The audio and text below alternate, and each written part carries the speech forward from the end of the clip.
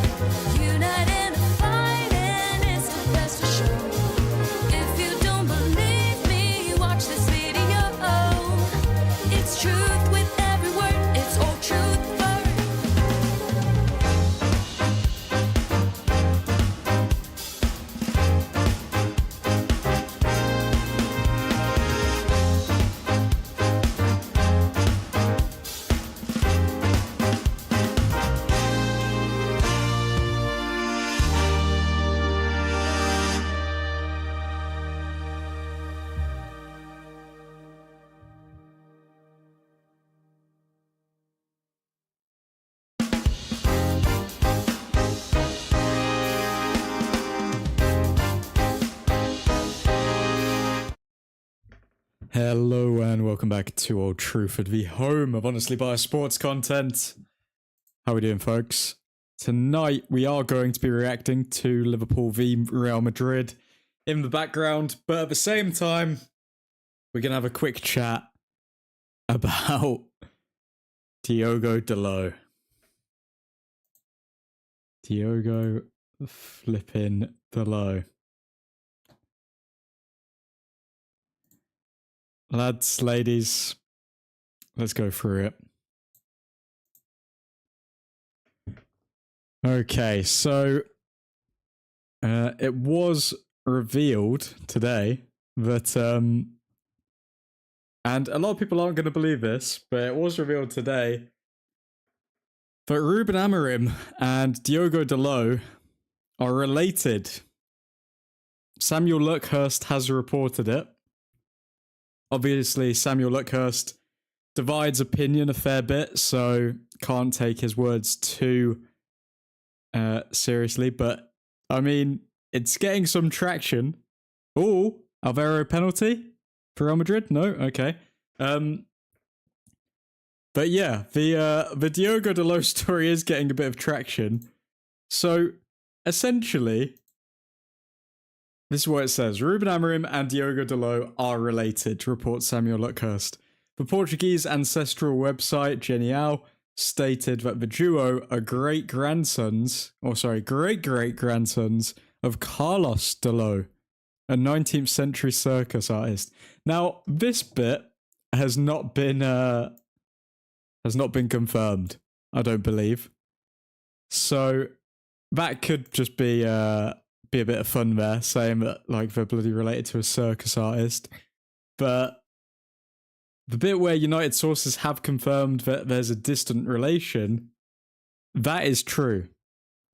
So United sources have supposedly confirmed that there is a distant relation between Ruben Amorim and Diogo Dalot.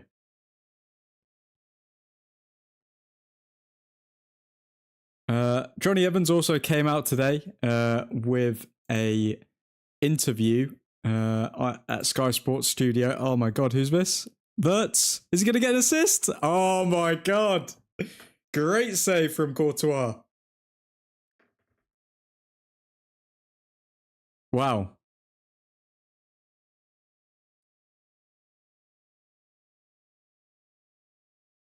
That was a great save from Courtois there, just preventing Florian Wirtz from getting an assist. Let's look at that again. So Florian Wirtz sprinting down the wing, finds Szoboszlai. Does he stop it with his foot, Courtois? I think he stops it with his foot. Wow. Very impressive goalkeeping from Courtois. You got to give him credit. But gents, this is why you're here. This is why you're here. Diogo Dalot is supposedly related to Ruben Amorim. Will he ever be dropped? Time will tell, but it's not looking good. It's really not looking good. Well, Liverpool free kick, but it's over the bar. Okay. So Johnny Evans also came out today with a few quotes while he was on Monday Night Football, I believe. So Johnny Evans asked which manager stood out to play under aside from Sir Alex Ferguson. And he said, if you go by names, you'd probably say Louis van Gaal.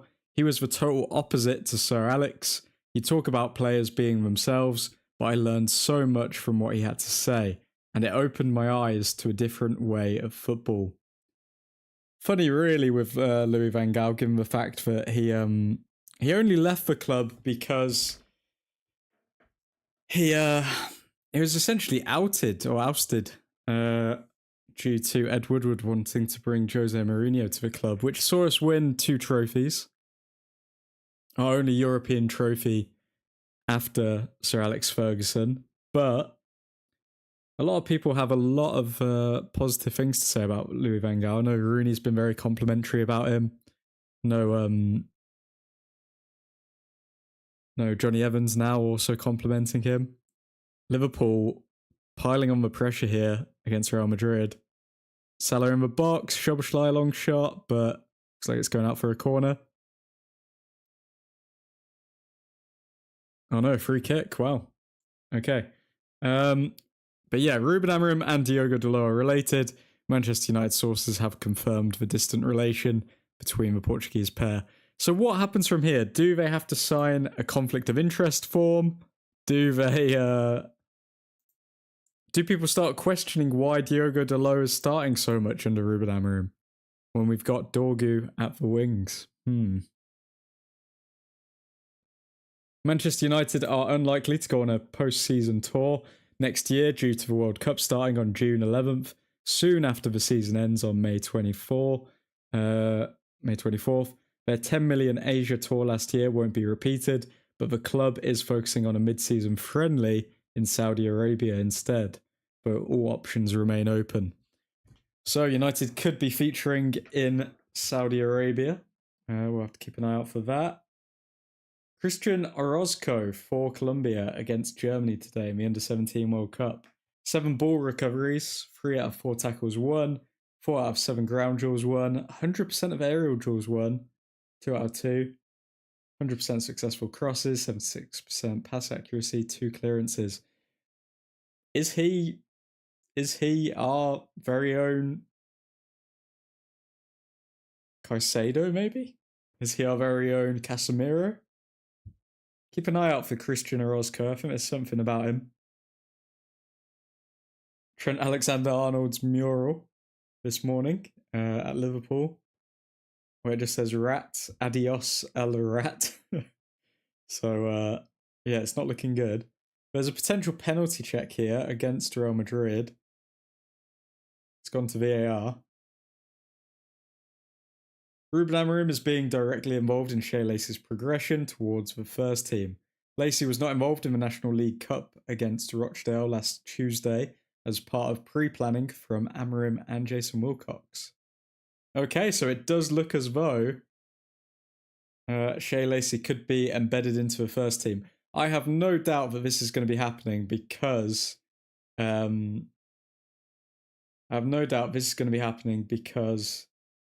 Mainu will probably be going on loan in January. I do have a video coming out tomorrow, so keep your eyes out for that with Kobe Mainu. Dalot is a rat, says Ethan. Ethan Johnson in the chat. How are you doing, Meister? Are you watching the Liverpool Real Madrid game? We've got that on the background, which we are reacting to as well, just while we go through the news. No pen. Yeah, that was never going to go against Real Madrid, was it? Watching the Scousers. I'm just hoping Trent scores, please. Can you imagine if Trent scores? Oh, they'll lose their minds. No pen? Yeah, no pen. But yeah, Ruben Amorim is being directly involved in Shea Lacey's progression towards the first team. Ahmad via Snapchat. So Ahmad kind of came up with this cryptic message, which is kind of sad in a way. Ahmad said, "Football is like a new phone, new iPhone. They appreciate you for a while, but as soon as a new model comes out, the old one becomes trash." So I don't know who that's in relation to, because I know United fans really like Ahmad, so I don't know if that's about him or about somebody else that he's talking about. But okay, because it's true what he's saying. I mean, like, you always have a new star come through a team, they're the star boy or whatever, and then you get tired of them, throw them aside like Marcus Rashford, and then a new one comes through. But I don't know why Ahmad's saying these quotes. He also did I think that's a hand on face emoji and fingers crossed. Honestly, don't understand it. Roma are set to renew their interest in Joshua Zirkzee in January. The striker may seek a loan move to boost his World Cup chances if his United playing time doesn't improve. Roma failed to sign him last summer, but are set to try again. Zirkzee, another one, very likely to go on loan. I don't see him staying around, if I'm being honest, because at the end of the day, he's at the end of the day, he's going to be behind. So when Mbuemo and Ahmad go on AFCON, all that I realistically think is going to happen is Mason Mount's going to go over to that right-hand side, Cunha's going to stay on the left, and Zerkmeister could he play some games as striker maybe? Play some games as striker instead of Sheshko, but I think Amorim's really going to want to give Sheshko the best opportunity to succeed, so he is going to give him minutes. And he's still young, Sheshko. He's still 22, so he needs game time to develop. Liverpool with another chance here, but it is defended. But yeah, I don't know about Zerk. I think it's a bit of a 50-50 one with him. I know Mainu will probably go on loan. I know I'd bet money that Mainu will go on loan, but with Xerxes, I don't know. I don't think he I think we may keep him just in case. Ruben Amorim has taken a hands-on approach with Shea Lacey's progression towards the first team. He is widely seen as the next one off the conveyor belt of academy talent. Okay, so yeah, I do think Mainu will end up going on loan, and then Lacey's just going to completely take that place. Johnny Evans also talking about Scholes and Giggs, giving them their credit and their plaudits, saying that they had an IQ a little bit higher than all of the other world-class players. Manchester United are ready to let Jadon Sancho leave on a free transfer when his contract expires in the summer, rather than triggering the option to extend his deal by a further year to protect his value. So yeah, another interesting one with Jadon Sancho. Like, United are so sick of him that we'd rather him like literally go and just not pay or not extend his contract, so we have to find another club for him. We're just literally letting him go, which I think is the smart move, because to extend a deal where like he's on what, 300k a year, insanity. Even if we do get someone else to pay for it. Cristiano Ronaldo. Do you still look out for Manchester United results, and does it hurt you to see how badly they do? Of course, because I was there for so many years. I win the Champions League there, I win the Golden Ball, I win like 12, 13, 14 titles there. So I repeat, Manchester United is still in my heart. I love that club, but we have all to be honest and look for ourselves and say, listen, they are not in a good path. So they need to change, and it's not only about the coach and players, in my opinion. Wow. Okay. I do feel like Ronaldo is a bit of a casual United fan. I don't think, because he's saying the exact same stuff that he said after or like after the interview that he did when he wanted to leave. So he's not really giving us any more. Pen maybe? No? Okay, got the ball apparently. Thought that was a pen for Real Madrid there. But yeah, Ronaldo's a bit of a casual, I think. I don't think he really, like, he says that he loves United and all of this, and I'm sure he probably has some love for the club because they helped develop him to the player that he is. But at the same time, I think he kind of just says very generic things, like saying that we're on a bad path now, but then like saying, listen, they are not in a good path. But I feel like we are on a good path. I feel like we have genuinely improved. I think we've got a football structure in place. We've got a new manager. We've got football people in the club. So I don't necessarily agree with Ronnie's comments to that degree.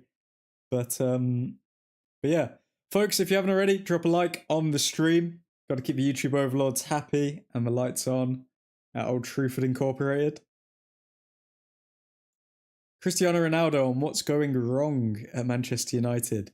You have to follow with the intelligent people, smart people. Mbappe coming forward here for Real Madrid. Pen? Still no pen. Vinicius Jr., I think, just got smacked in the mouth, but no pen's been given. Is he bleeding, Vinicius Jr.? He got hit in the face. Is that not a pen? Come on.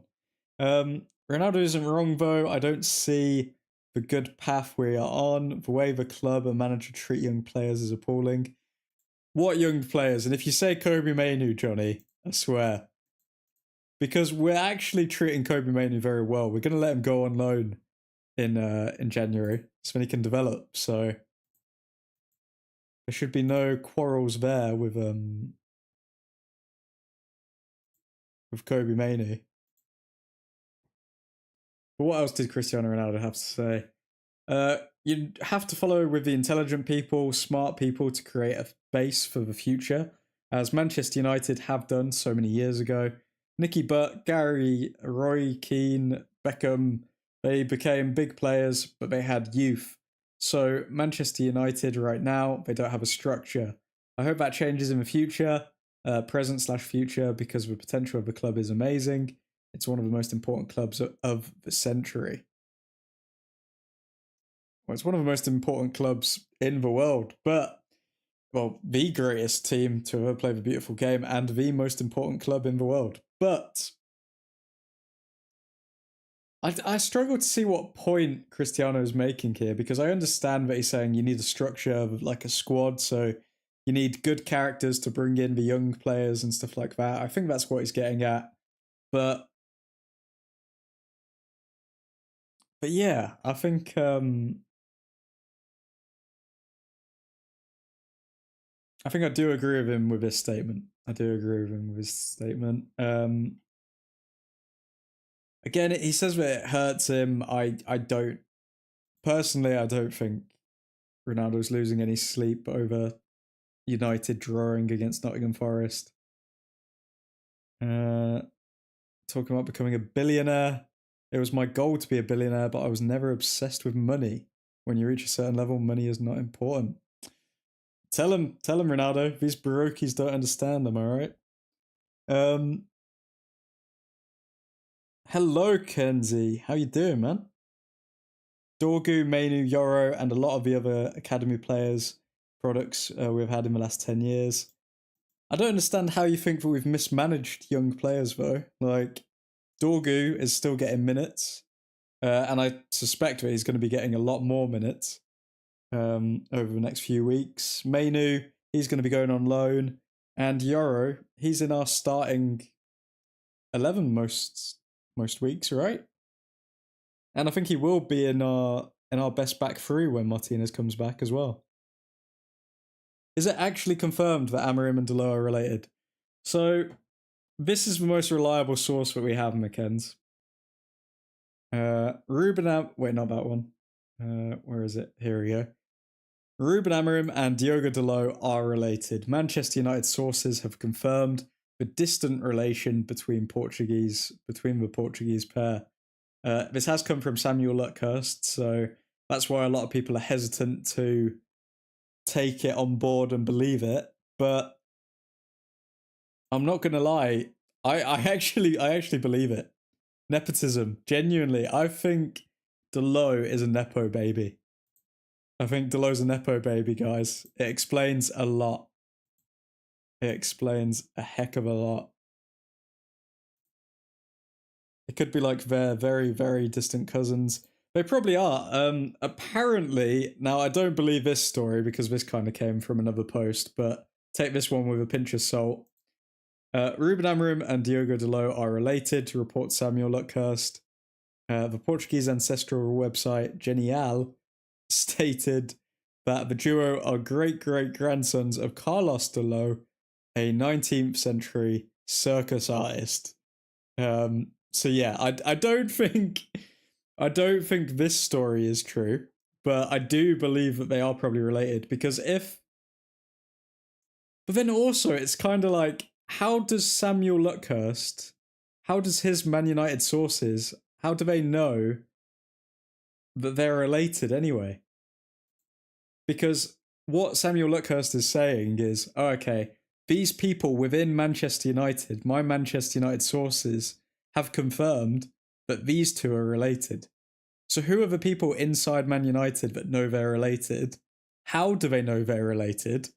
And thirdly, did they have to submit a conflict of interest form because they're obviously related and they're working together? Like, how does that work in football? It's so bizarre.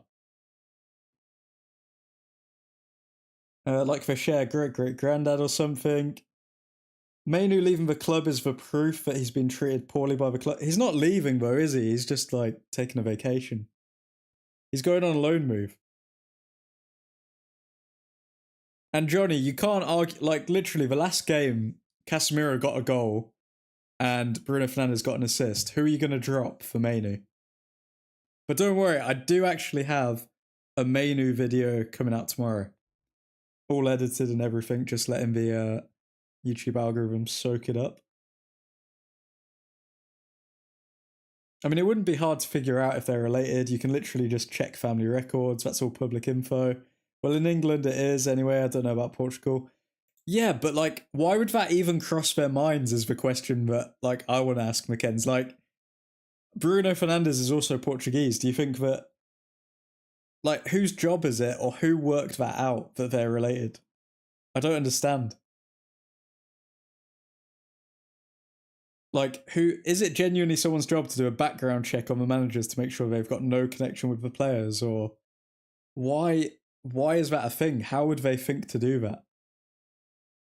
Ronaldo's quotes put it perfectly with the names he listed. We used to have leaders, which the young players learned from. Well, that's where it comes to recruitment, isn't it? I mean, like, we've also got to look at the leadership group, actually, because when we... One sec, let me find the story. One sec, guys. Let me go back to this screen for now. Let me find this story on the leadership group at Manchester United.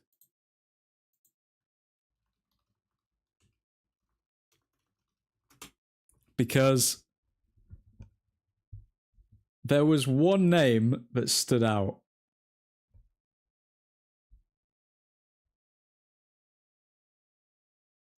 There was one name that stood out. Okay, here we go. See if you can spot the name that stands out in this leadership group, guys. Bruno, captain. Lisandro Martinez brings so much energy and aggression onto the pitch. Harry Maguire, former captain, obviously went through tough times, but he's been through a lot, I don't know, emotionally or mentally at the club. Tom Heaton seems like a very good, well-adjusted man. I mean, obviously, as third choice keeper, you're mainly just a cheerleader for the squad, to be fair.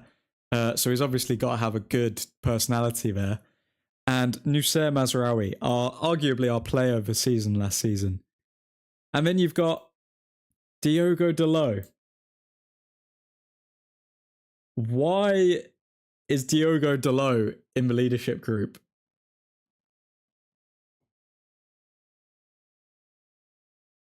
They might have seen the jokes about it and decided it'd be funny if it was true. But yeah, it prob is someone's job at United now after Erik ten Hag only signing players from his agency for insane prices that the agency would get a percentage of. Very true, McKenz. Very true. That is also very dodgy and needs to be looked into. I just worry for players like Shea Lacey, JJ Gabriel, etc. when they get promoted. I don't know who they can learn from. As a young player, I won't trust a group of Bruno Dalot, Shaw and Maguire. Lol. Yeah, but they're going to learn from the experienced forwards, aren't they? Like Mbuemo, Cunha, probably not Šeško because he's still young. Don't know. But like, because there was a story about Shea Lacey as well. Let me see if I can get this. Ruben Amorim is being directly involved in Shea Lacey's progression towards the first team. Lacey was not involved in the National League Cup against Rochdale last Tuesday as part of pre-planning from Amorim and Jason Wilcox. So Shea Lacey will be involved in the matchday squad probably in the next couple of weeks. And I think the reason why Amorim's kind of fast-tracked Shea Lacey is because Mainu will be leaving the club on loan in January, and we need an academy product in the start, well, not the starting 11, but in the squad. Otherwise, we break a record that's like 80, 90 years old. Erik Ten Hag actually set us back so far doing shiz like that. Erik Ten Hag, I genuinely think we sold our soul to the Dutch devil to get some silverware with him, because we obviously got trophies for the first time in how many years, but at what cost, man? At what cost? Like, I just don't understand what he was doing. But then it kind of makes sense at the same time. Like, do you guys remember how many do you remember how many loan players we had when Erik Ten Hag was in charge? Like, we had Weghorst, we had Sabitzer, we had Regulon, we had so many loan moves. So it kind of makes sense that the squad's in the position it is now, because he didn't really make any signings that were for the future. I mean, Casemiro, 30 years old. All of those loan players that I mentioned, the only ones that really were for the future, like De Ligt, Mazraoui, but again, don't know how much influence Ineos had on those signings rather than Ten Hag. He probably thought that Højlund was going to be a success, but it wasn't. By the way, shout out to Højlund and all the people who were raving about Højlund after he left Manchester United, because what you're seeing now is the true Rasmus Højlund, that when he doesn't have a world-class player behind him to basically put the ball on a plate for him in Kevin De Bruyne, he cannot create shiz, man. Let's see, did Højlund play tonight? Okay, so 0-0 against Frankfurt. And a 5.9 rating. Had the least touches, 31 out of any player. 89% pass accuracy. Had an XG of 0.32, but didn't manage to convert anything. One ground duel won, one aerial duel won. Like, literally, let's look at Napoli's results since Kevin De Bruyne got injured. I'm pretty sure they've like won one, drawn a couple. But then if we look at Højlund in particular, if we look at his ratings since Kevin De Bruyne got injured, 5.3, 6.0, 5.9, and people were actually gaslighting everyone in the fan base because they were like, Rasmus has scored again. Like, bro, the guy is trash. He had a purple patch of scoring against Genoa and Sporting Lisbon. And then other than that, he scored against Belarus and Greece. Like, bro, he had 4 good games, but then he's had like 7 terrible ones. Terrible. Maguire's still awaiting trial in Greece. Yeah, because he spent all our money on his players, true. I can see Mainu absolutely balling out on loan too, because he's way too talented to sit on the bench, in my opinion. I just don't trust United manager decisions. Blame Ten Hag for this too. Fair enough, Johnny. Fair enough. I can understand Ten Hag PTSD. But no, I think I do think that it's important. Guys, who does Mainu go to loan? Who does Mainu go to on loan? Because that's the only piece of a puzzle that I haven't worked out yet. Like, I've mapped it all out. We know Mainu's going to go on loan, but which team would actually be worth him going on loan to, where he's going to get minutes, so that he can feature in the World Cup? Did you see the story about Munir Dortmund with Erik Ten Hag? I remember like glimpsing at it. Didn't it say like Erik Ten Hag came to him and said to sign up with his agency or something, or like something like that, and then he would come to United, but he didn't want to go to United due to how Ten Hag treated Alvaro and Ahmad. I really don't trust United managers with young players, lol. I feel like I feel like Amorim's good with young players, though. Good to see you, Nav. Hope all's well, mate. Eric Ten Hag wanted to sign him, but told him he had to join his agency first. Yeah, I do remember seeing that, McKenz. Very dodgy. Now we know why Dalot always plays. It's genuinely ridiculous, man. It's genuinely ridiculous. When I saw that, because it popped up on my phone and it was just like breaking news, Diogo Dalot, and I was like, oh, what now? What's going to come out now?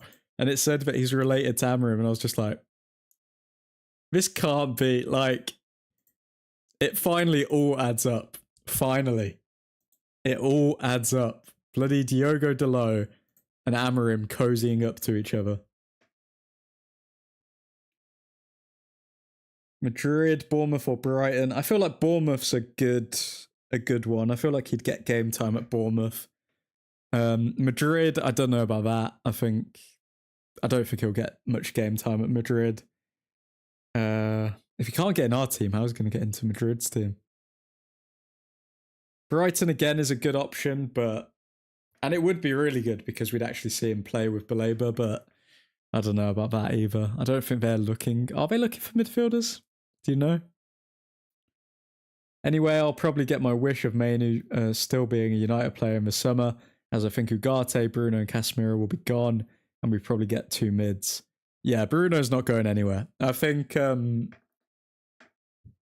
Ugarte will be gone. Casemiro, it depends, man. If Casemiro decides, okay, I want to stay at Manchester United, if he says, yep, I want to stay at Man United, and I'm willing to take a pay cut, I reckon Amorim keeps him around as a squad player. Like, we know he can play a solid 60 minutes of football, so why not keep him as the squad player, and then he closes games off in the last 30 minutes. I think Casemiro would be open to that, but it depends. I mean, see his wife going over to America quite a bit, so maybe he wants to move over to America. Who knows?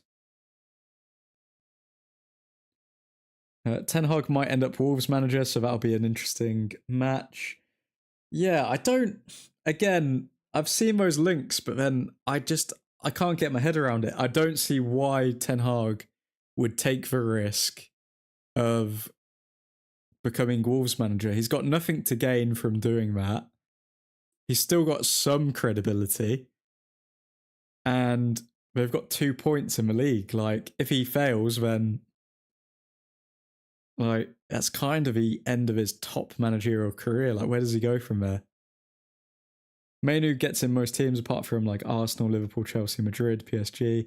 He does, but it's more of a case of what teams need a midfielder. What teams would want to take Manu, because he needs guaranteed playing time. That's what he needs. But yeah, let's go over the remaining news. We are also obviously doing a cheeky watch along with Liverpool and Real Madrid in the background.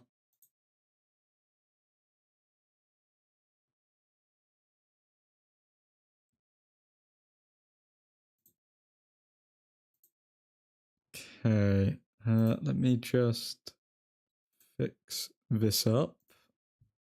Just bear with, folks.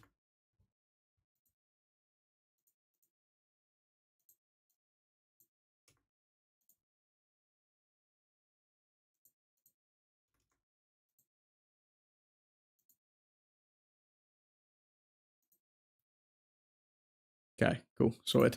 But yeah, I do think that Manu needs to find a team where he's going to get regular playing time. What else do we have for your peeps? Cristiano Ronaldo. Yeah, this one again kind of gives me a. This one kind of gives off signals that Cristiano Ronaldo is a bit of a casual United follower, if he even follows United anymore. But I'll get onto that in a sec. Now, I reckon the club forced Bruno out. They will want to make some money from him, and people talk about Casemiro wages, but Bruno's on like 300k too. Yeah, but I think you get rid of Bruno Fernandes and you kind of like destroy the entire structure and fabric of the team right now. Like, you can't do it. I honestly think you can't do it. I think he's one of the only leaders in that team. I mean, you look at maybe Matthijs de Ligt, who could be a future United captain, but I think in terms of his influence on this team, Bruno Fernandes, mate, you can't get rid of him. The club are not going to force him out ever. From building young players' perspective, he'd probably be amazing for Dortmund or Strasbourg. Dortmund is a shout. At least with Amorim, if it doesn't work, we have something to build from. We have players that can play in any system. True. We can also just bring in Gareth Southgate to save us. If Amorim's 3-4-3 doesn't work out, then maybe Southgate's will. If the club forced Bruno out, the players would just stop playing, genuinely. I think the club would lose a lot of fans as well if they forced Bruno Fernandes out. But let's see what Cristiano Ronaldo said here. Also, I think the second half for Liverpool Real Madrid is starting any second. Manchester United have a lot of potential and a lot of good players. But some players don't have the right mindset. So Cristiano Ronaldo is saying that some players don't have the right mindset, but I wonder who he's talking about, because who did he play with that's in this current squad now? Like Fernandes, Dalot, Shaw, Maguire. I mean, he's besties with Dalot, so he can't be talking about Dalot, surely. He should be. I mean, that quote is very... I don't know, very applicable to Diogo Dalot. But who's he talking about here? Is he talking about Maguire? Is he talking about Bruno? Is he talking about Shaw? Because they're the only players who are really left from the team that he played with. I'm trying to think if there's anyone else. Casemiro? I mean, is he firing shots at Casemiro? Also, to be honest, I think right now we don't even have a spine in the team. So if we really are doing a complete midfield rebuild, then I can't see him being here unless he takes more of a Maguire approach. I think he is going to take a Maguire approach personally, but again, it will be dependent on his family. It'll be dependent on if they want to go to America, Casemiro, that is. Sure, Dalot has the mindset, but not the skill set. Shaw and Dalot are like complete opposites then, aren't they, McKenz? Because like Shaw has the skill set, but not the mindset, and Dalot has the mindset, but not the skill set. So if we just match them together and make Shallow, then we've got a player on our hands. We've got a real player. Probs Maguire and Shaw. Yeah, you always got a feeling that he didn't get along with Maguire, did you? I think he... yeah, I feel like him and Maguire really didn't get on when Maguire was captain.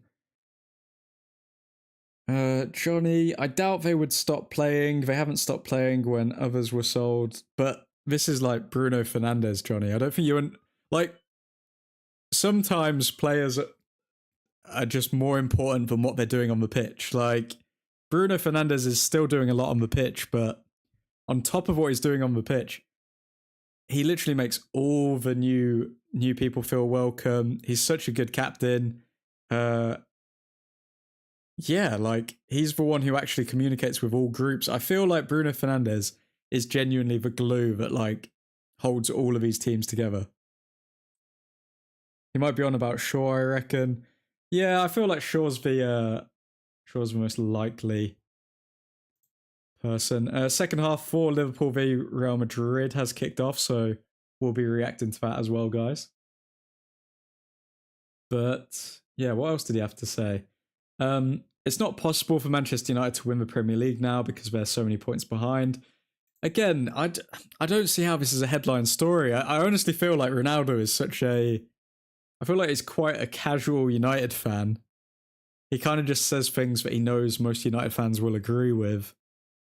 I don't think he really cares. Like, I mean, Piers Morgan has prepared all these questions because Manchester United gets clicks, but I honestly don't think Cristiano really cares that much about United, because this is like no United fans thought we were going to win the league. So I don't know what truth bomb he thinks that he's dropping here.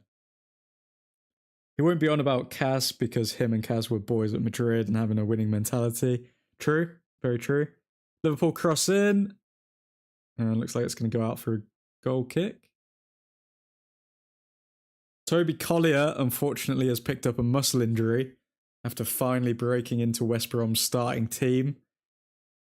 It's a weird one, Toby Collier, because again, he was brought in by Erik ten Hag from Brighton because of his pressing stats, but he always impressed. I mean, no pun intended. He always impressed with United, but he never got like a full-on run of games, which was disappointing. And I think he is going to be one of those players where, unfortunately for him, it's just not going to work out. Great save by Courtois there. Great save by Courtois. I think that was Van Dijk with a header. Did Collier ever do anything that impressive? I'm trying to think. I remember him coming on in like tough games and bringing a lot of energy and having like 100% pass accuracy and all of this sort of stuff. Like, it was a good super sub, but he never did anything major for United. So again, another Ten Hag signing that just failed abysmally, really. Probably will be playing for West Brom forever after this loan move. Lisandro Martinez could be back this weekend. I reckon he will be back in the squad. Another great save by Courtois. These Liverpool players are losing their heads, man. I need to see the XG on this game. I need to see the XG on this game because I've seen Courtois save so many chances. Oh, wow. Liverpool only have an XG of 0.71, so it's not even that high, but I've seen him save so many chances. And Ekatike outside of the post. What else do we have here? Sir David Beckham has been knighted at Windsor Castle this morning for his services to sport and charity. Shout out to David Beckham, the global icon that he is. And United's Premier League record after 10 games this season. 5 wins, 2 draws, 3 losses, and we're in 8th place. I mean, the 8th place is a bit deceiving given the fact that we're only 2 points off 2nd place, but Mo Salah coming forward now. Man, Real Madrid are on the ropes. Oh, Bellingham was close to getting the ball there, but Real Madrid just look a bit off it. Mbappe coming forward now, though. Sorry, guys. This is going from like news to match watch along. Poor pass from Mbappe. Really poor.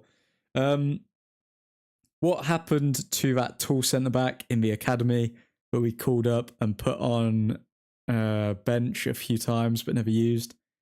Tall centre-back in the academy that we called up and put on bench a few times but never used. Talking about Aiden Heaven or Kakonki? One of the two. I know Kakonki is like 6'5", but Aiden Heaven's also a unit.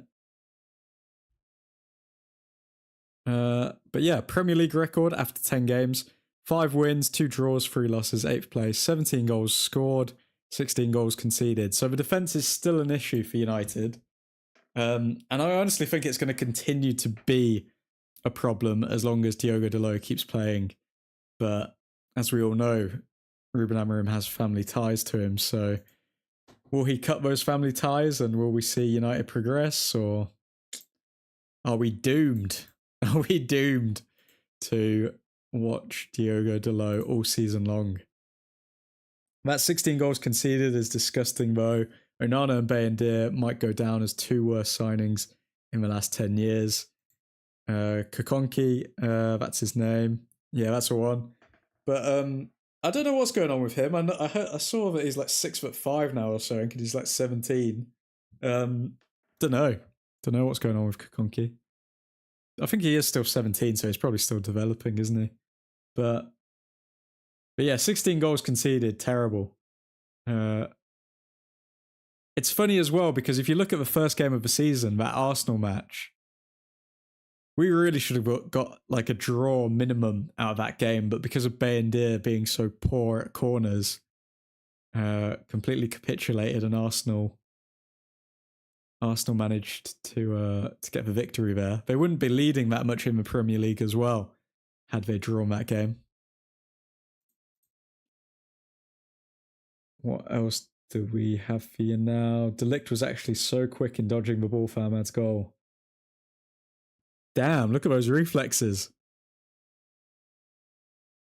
Don't think I can play too much of this because I'll get copyrighted, but look at De Ligt's head here.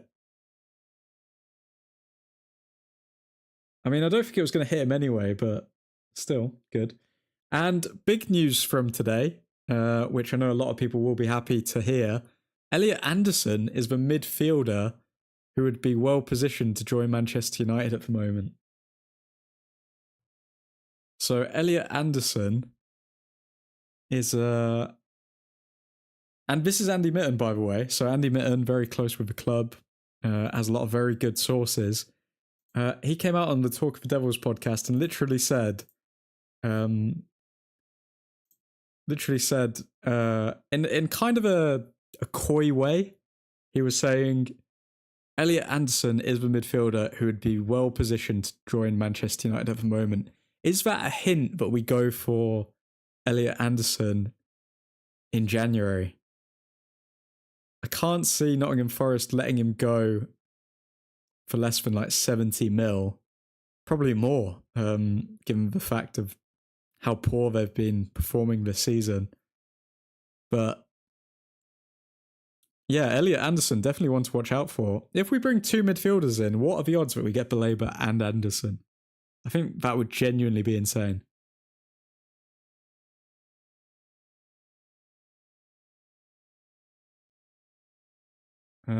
And then last time we played at the Tottenham Hotspur Stadium, Chido Obi made his United debut. Chido, again, somebody who's developing in the under-21s. He is working on his all-round play because we pretty much saw that it was non-existent when he came to the first team, so hopefully he continues to improve. And United and Aston Villa were both interested in signing Endrick. However, they wanted to include an option to buy in the loan. Real Madrid immediately said no. The player is now set for Lyon on a straight loan. Very interesting. Because I remember when he got put on the bench and there was reports he was going to play a role this season and suddenly he disappeared.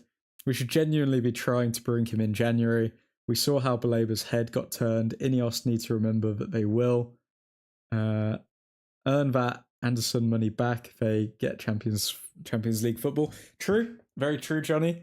I wouldn't be surprised to see a permanent sale of Xerxes, maybe, to fund the Anderson deal, potentially, and then we put Mainu on loan. But we'll have to wait and see, I guess. We'll have to wait and see.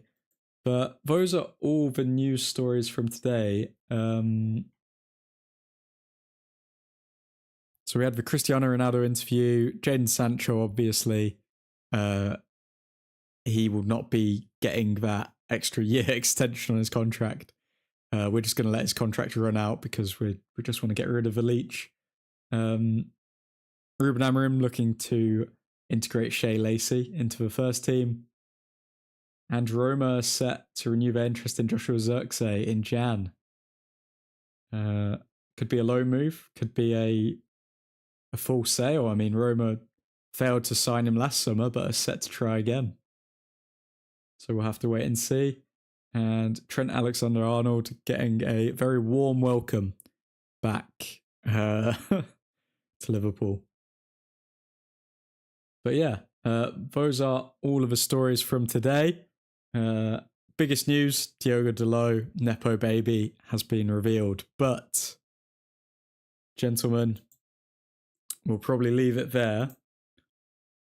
Hope you all have a delightful evening. Hope you all enjoy Liverpool, hopefully losing to Real Madrid in the next 35 minutes. But for now, Godspeed.